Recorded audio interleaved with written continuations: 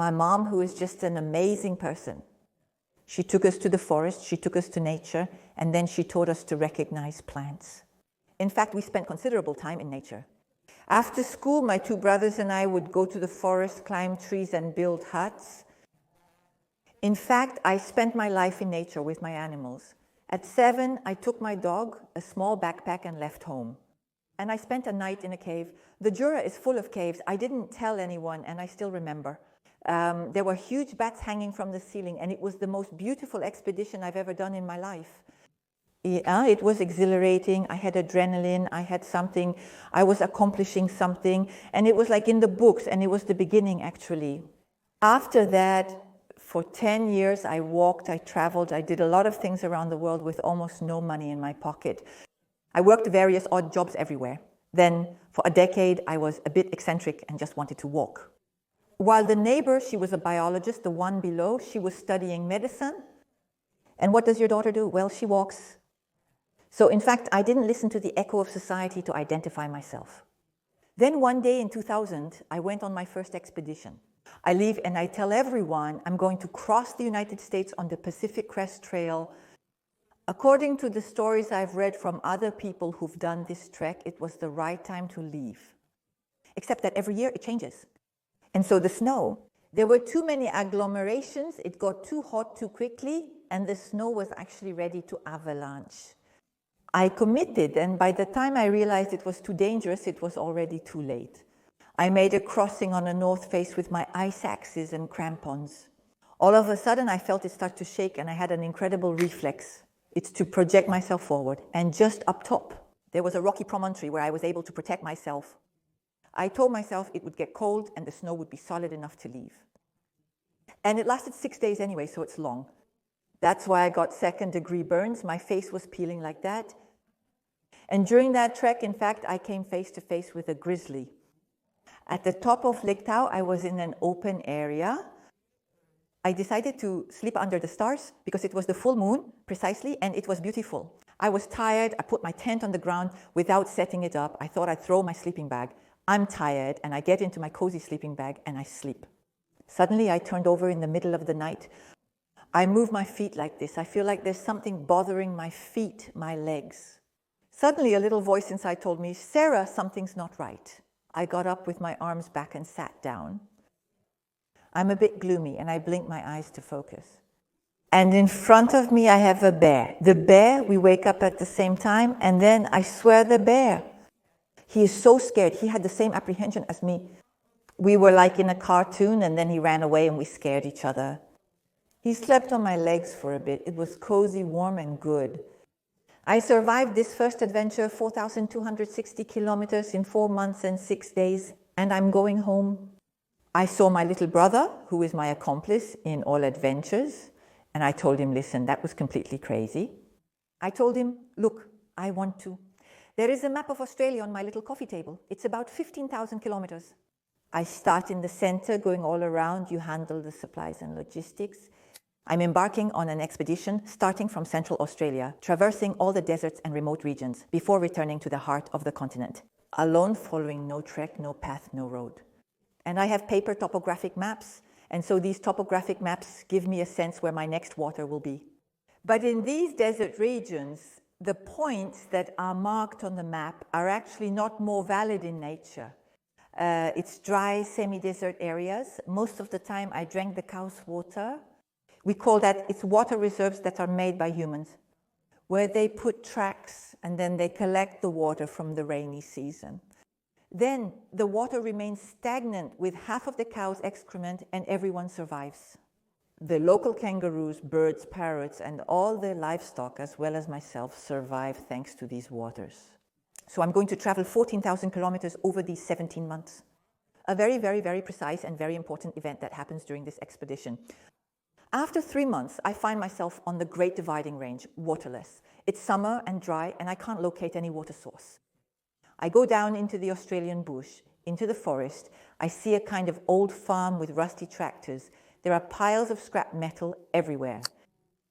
The farm appears uninhabited, yet there are a few cows at the back. Where there's livestock, there's water. So I think to myself, it's good. I'm going to find water. I'm going to take the cows' water.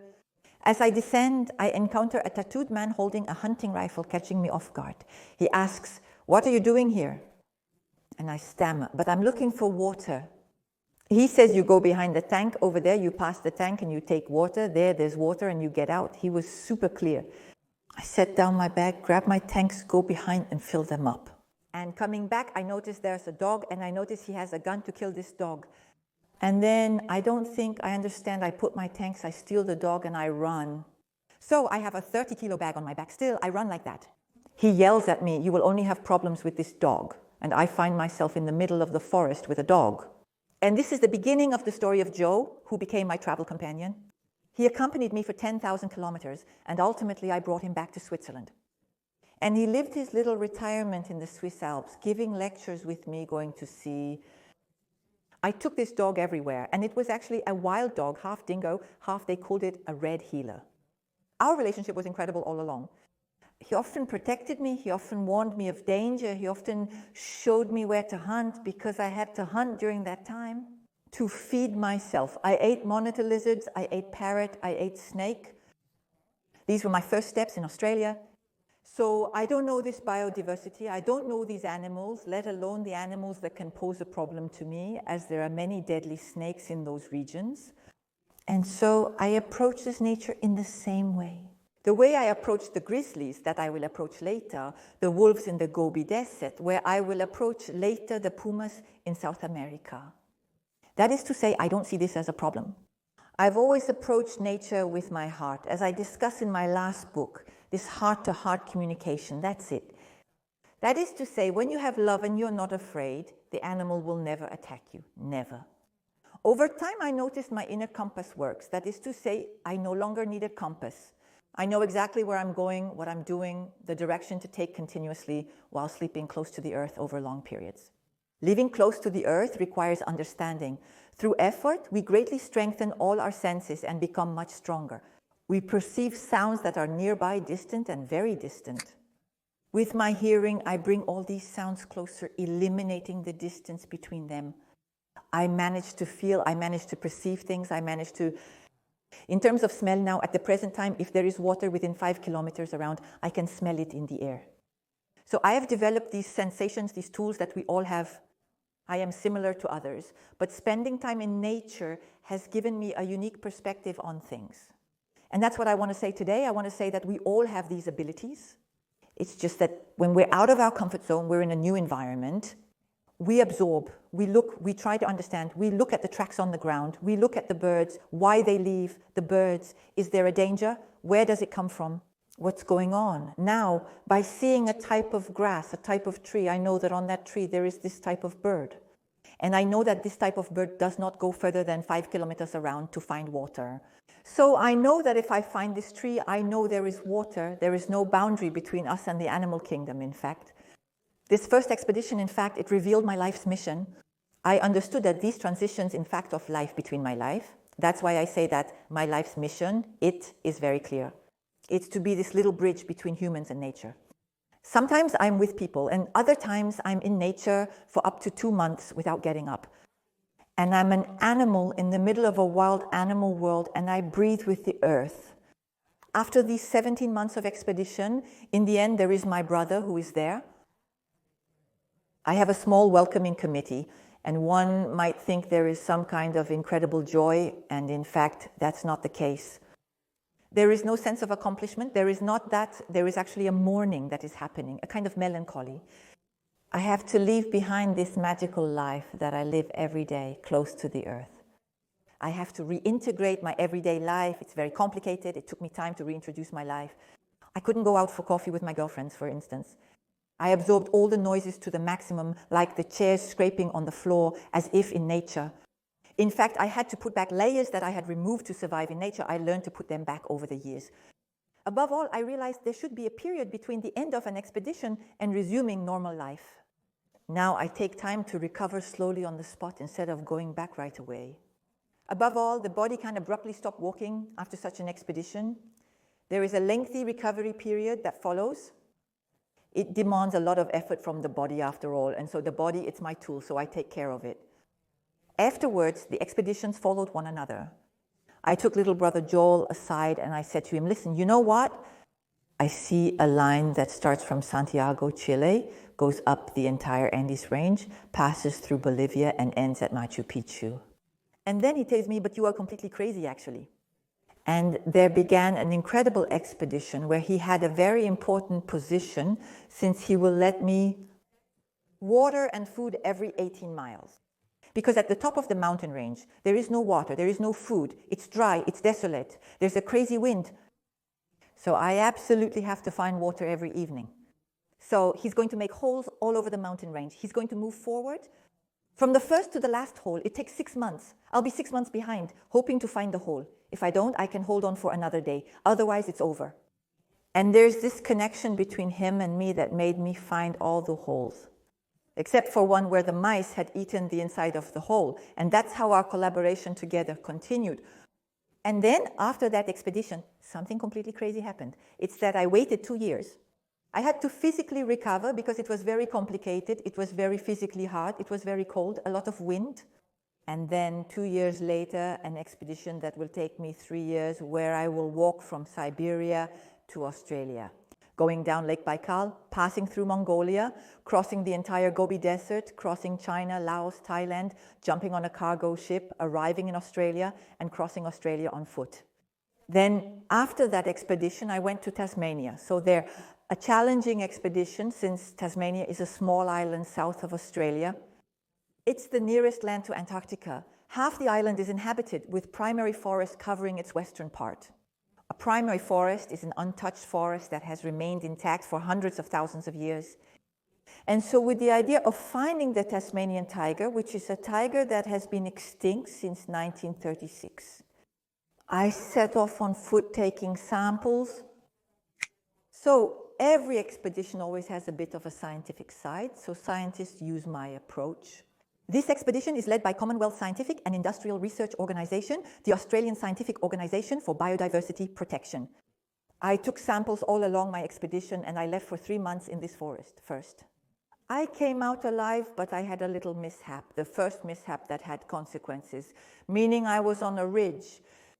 And these primeval forests, it's night underneath, everything is filled with humus, everything is decomposing, there are no animals on the ground, there are mushrooms of all colors, it's wild. I was on this ridge and I was cursing because there are plant walls in front of me, and to cross these plant walls, you have to climb over them, you have to go down the other side. So it's often very dangerous, very complicated. And then I come to a precipice, and at the bottom there is a small stream. I'm going to have to go down to the bottom to climb up the other side, when I could almost touch the other side of the gorge. So I go down, I grumble, I want to rappel, I tell myself I'll rappel, it will be much faster, I can't, there's nothing that really holds, and I'm almost at the bottom. When all of a sudden everything collapses, the trees start to avalanche, the humus, the trees, Sarah Marquise, the backpack on the head, everything goes in balls and in a mix of vegetation, stone, everything. I ended up at the bottom of the throat and lost consciousness for an unknown period. Eventually I got up. I'm in the middle of the water, my face against the water. I get up there, I tell myself, Sarah, one step at a time. There, the life experience of all these years in managing effort, managing pain, managing my body and my mind. Years of experience guided me at that moment. I told myself, Sarah, get out of there one step at a time. I lift my head and see a tiny triangle of light at the top. I tell myself the signal from my tracker and satellite phone won't get out.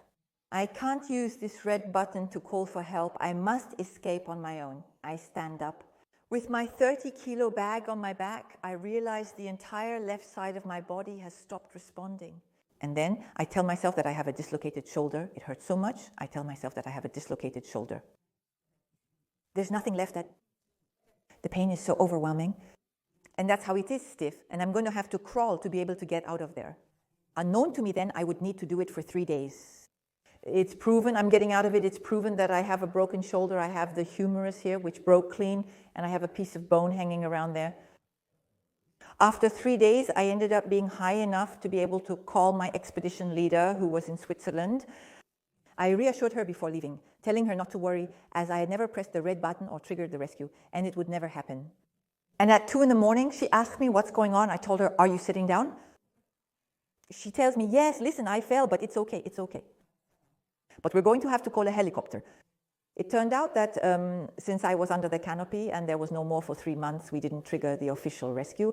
We contacted a helicopter owner who was very close. But the problem, he couldn't land.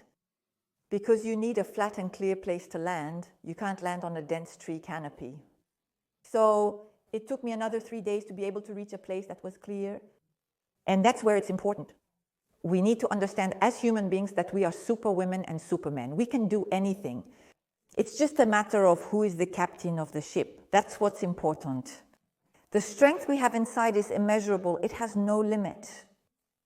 So I told myself that I was getting out of there. I never give up and I'm never going to. And that's my mindset. I was getting out of there no matter what was going to happen. And it turned out that I made it. So after all these years, it's been over 25 years that I've been doing this. We could have an image of a wonderful explorer where we see them in nature all the time, doing incredibly cool stuff all the time. We should not trust this beautiful Instagrammable image, because behind this incredible, beautiful image, there is an athlete's body that needs to be kept healthy. I train all the time, outside of expeditions, during expeditions. I can't let my body rest. So I have a lifestyle that is very, very strict. Each expedition, and even now I'm preparing for an expedition, it's always complicated because nothing is stable with each expedition. It's like starting a business almost. It's the same energy and we can't rely on past experiences because we've seen it. Today's world is vastly different from 2 years ago with rapid changes and advancements. So you have to be innovative, you have to reposition yourself each time, you have to rethink other things each time. And that's how one day National Geographic called me. In 2014, after completing a 3-year expedition walking from Siberia to Australia, they told me they had been following me for years. They informed me that I would be nominated as the 2014 Adventurer of the Year. And then that's how the process started. It's a very long process. After that, I had to go to Washington. You must earn your stripes and pitch your expeditions. National Geographic may or may not choose it. And then when they choose after an expedition, well, they give you a label, and then they participate in a very small percentage of this expedition. Today, I am part of the family of explorers at National Geographic. It was a completely crazy thing because somewhere it was a validation that showed me that everything I had done up to that point was right. Because in fact, what I experienced, I want to share it with people. And even today, more and more people are reading my books. The testimony is incredible. Every day I receive emails or people telling me, listen, I dreamed of doing my own 4-day bivouac. And in fact, I finished your book and I did my 4 days of piliwak with my daughter. It was incredible. We had an amazing experience, and I created these 15 stories of unprecedented expedition that changed my life. And I took the key moments in my entire life as an explorer, and I put them in this book, and it's really a booster. And throughout the book, I talk about an element that is this element that, in fact, triggers our inner fire. We need to find what nourishes us. And from the moment the fire is stoked and blazing, we don't care what you do, we don't care what we do. If it lights your inner fire, then it's in the right place.